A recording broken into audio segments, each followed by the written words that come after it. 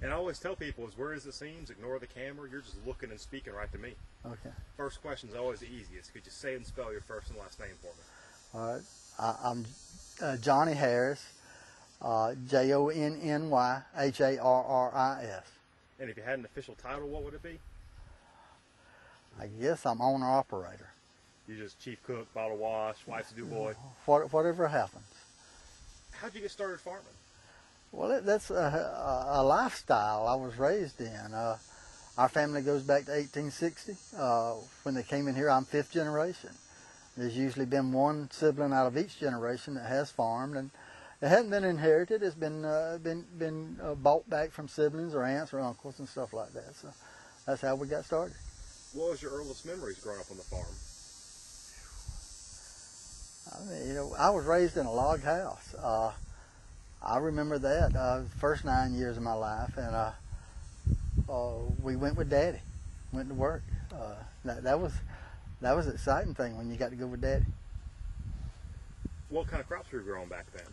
Well, same basic that we do now, cotton, corn. We didn't grow many peanuts. We grew some soybeans. Tobacco was a big product back then. We had naval stores that we did. Very similar to what we do now. Well, when it came time for you really to kind of choose your career and decide what you wanted to do, why'd you come back to farming? It's in your blood. That's all I know. It's all I've ever wanted to do. It's all I ever want to do is to help grow crops that feed other people. Now, how many people does an average farmer feed? Average farmer, the statistics show, is 144.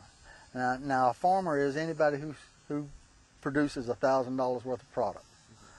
Our farm would be a little bit above that average, and also we figure through my family we probably responsible for feeding 600 to 1,000 people every day.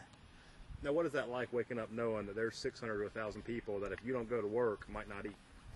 We never really think of it in that way. It is a privilege to get to do that, and it's an honor. It's also a challenge to make sure that you have these crops that are going to supply the food chain in the way it is. Of course, you've got to take in the effects of the environment, but it's a real privilege. We really think that is an honor. What are the parts that you enjoy so much about farming? What's the one thing that you wake up every morning saying, I'm so glad I'm doing this? To watch crops grow, watch anything grow, and a calf, watch a breeding program come to life with genetics that you've chosen, and see it pan out to be an improvement that you were looking for. That's very satisfying. Now, it seems like in all the years you've been doing this, you've been doing nothing but improving. Well, when you quit improving, you can quit. You're through with. So we're constantly looking for ways to improve all our crops. Now, I mean, and every crop out here is put in and planned to say, how can it complement another crop? Or how can it complement my timber operation? How can it complement my livestock operation? And like these cotton fields, we have gleaned these cotton fields after they're picked. That you can figure a cow per acre for 30 days. That gives her feed. So these crops all complement each other. What are some of the biggest changes you've seen back from when you were a kid to what you're doing now? Oh, and like in cotton, I remember when, as a matter of fact, that was the first crop I ever sharecropped with my dad here, and I did everything that year. I had a whole acre of cotton, and at the end of the year, I owed him $10. I remember standing on the hearth there, tears in my eyes. He gave me $10, but going from 300 pounds to 1,500 pound cotton, as a normal, or 1,300 pound cotton, that's a big change. The cattle operation, going from weaning 350, 400 pound calves to weaning 600, 700 pound calves, that's a big change, and that's through the technology and through the research.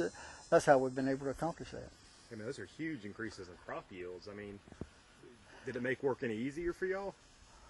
Well, it's a lot more fun to harvest 1,500 pound cotton than it was 300 pound cotton, I can tell you that. It's all mechanized. We've gone, on this farm alone, my granddaddy used 100 head of people to farm. We have me and my son and one full-time helper. We have a couple of part-time helpers. but technology has allowed, and horsepower has allowed us to do that. Now, you just have the one son, or how many kids do you have? I have 3 children. I have 2 sons and a daughter. My oldest son works for Ag South Farm Credit. He's a loan officer, and my daughter is operations manager for Barnett Bank. No, Heritage Bank. Excuse me, Heritage Bank. She'll kill me for that. We won't actually use where they're working. How many grandkids do you have? We have 6. Now, I've seen a couple of them running around here today. What's it like knowing your grandkids out here on the farm? Probably the same thing you were looking at when you were their age. Right. Well, that's the 7th generation on the ground, and they will have the opportunity to farm if that's what they want to do. It's here for them. How proud would that make you to see them follow in your footsteps? I don't know how you could measure that. That's inside. Actually, really good. Is there anything I missed? That was perfect. Is there anything I should ask you? I really don't know. I mean, I want to emphasize that this is a family operation, and we maybe take our status as for granted and all, because we get together, we are together. All my children live in this county. We see each other all the time. What's it like working with your son every day? Challenging. No, it's very pleasing. He and I, we see each other, things pretty near the same way most times, and we're able to talk them out. But there are some challenges, but there is a lot more benefits from it. I wouldn't want to be farming without him. When he came to you, when he first said, "Hey, I want to work with you, I want to farm," what did you think about that? Well, first thing you want to do, you want to make sure they acknowledge it's a slow living. I mean, it's slow money. His brothers and sisters have a lot more cash coming in, maybe. He could buy both of them probably, with his worth. But, farming is slow money. And so you've got to be able to adjust to that and wait for it to come, wait for it to materialize. But there has to be a lot of reward in the fact that what you're doing every day working is what you're making your money off of. Yeah, that is, we have no other business. We're farmers and cattle people, and while we've been really blessed, I mean, just like in the cattle operation, we're going to load out a load of heifers next week that were bought before they were born, and they've been doing that for 9 years on these heifers.